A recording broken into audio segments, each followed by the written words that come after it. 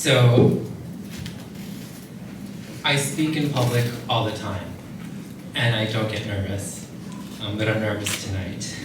I mean, I guess it's like, I imagine like if I were a singer, this would be like doing a cover of a Taylor Swift song in front of Taylor Swift.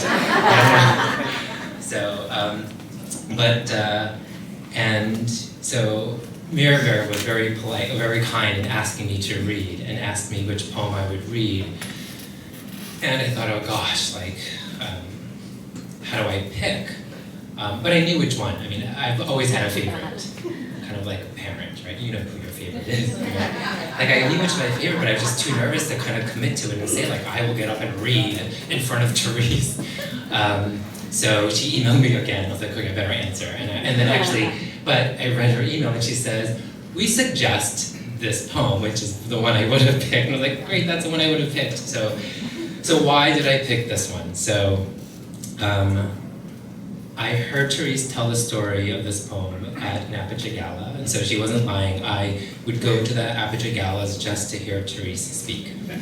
And when you know somebody and you think they're brilliant, and you think they're smart and they're a great leader, and that's wonderful. But then after I heard her speak this poem, I realized on top of all those amazing qualities, she was also a badass. And I was like, and so, sometimes when you meet somebody, you don't realize how significant they'll be in your life.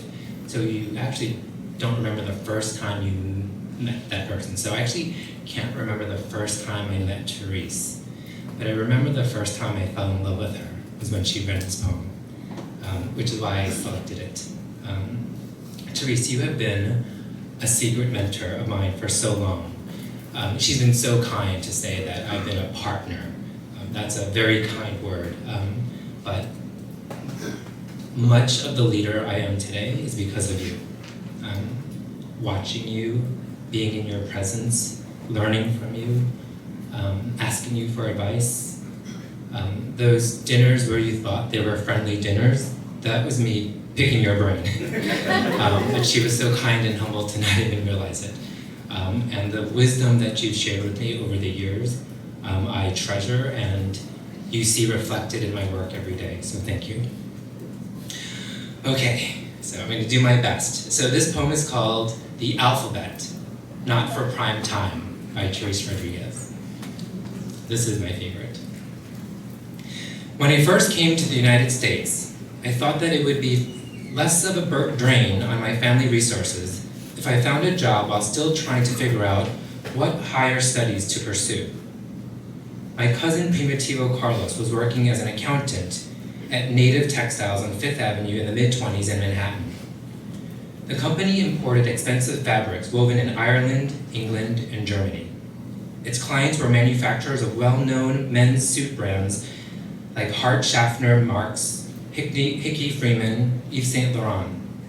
On my first day, I was told to work with the senior billing clerk. Hi, my name is Therese Rodriguez, I said. I am Melanie Yutzi. Where are you from? Melanie was slim and tall, probably in her 30s, had very dark hair, and a rather high-bridged nose. Filipinos are very particular about the height and breadth of noses.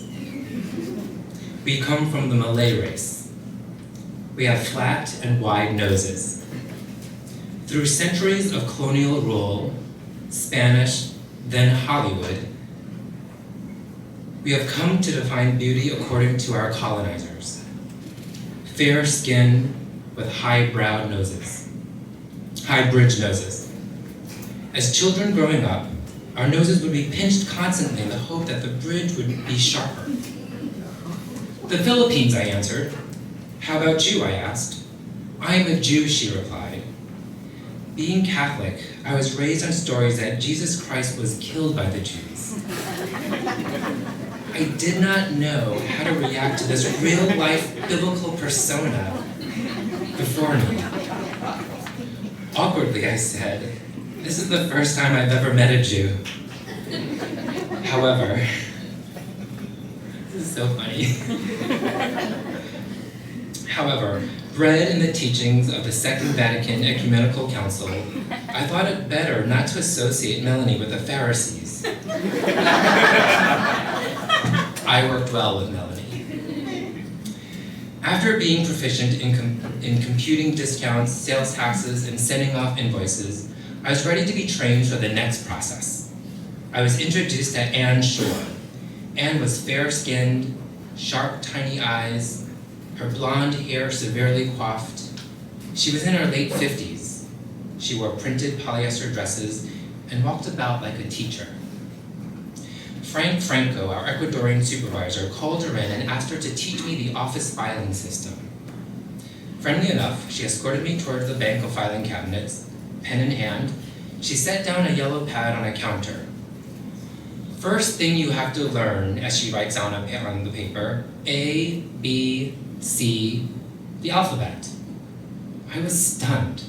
Whoa. She kept writing. H, I, J, K, L, M, N, O, P.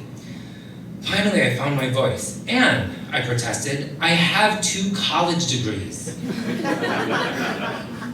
Unconvinced, she continued. Q, R, S, T, U, V, W, X, Y, Z. That was one of the first lessons in my American journey, particularly USA. And as I became more American, I learned that in another language, the alphabet goes A, B, C, D, E, F, U. I must admit, I have used it, but sparingly, really in anger and in frustration. Could it have been handy then? Just so I could stop her on her tracks?